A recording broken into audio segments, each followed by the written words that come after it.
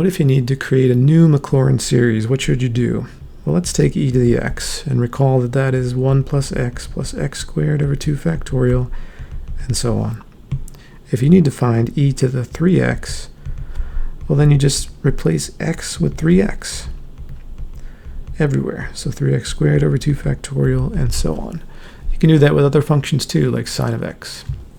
Okay, another example. Let's say you need to find e to the x plus x squared. Let's just write that out.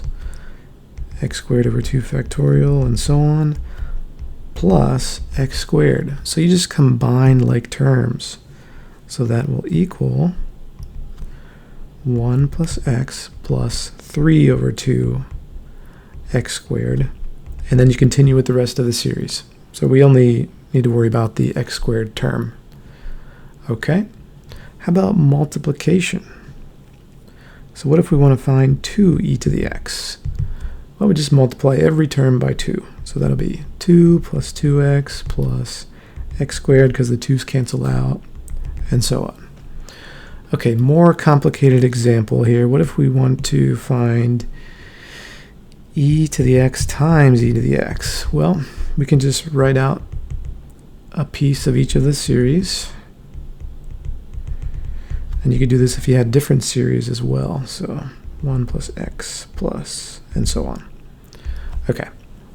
So we can think of each term as combining with every term from the other series whose powers add to the same degree. So we do it like this. So the constant term would be 1 times 1, which equals 1. And then the linear term would be 1 times x plus x times 1, which equals 2x. And then the quadratic term is 1 times x squared over 2 plus x times x plus x squared over 2 times 1, and that equals 2x squared.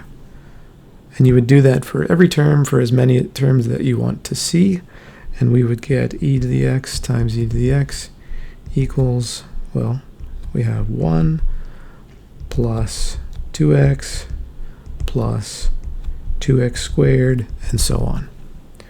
Okay, hope that helps. Thanks for watching.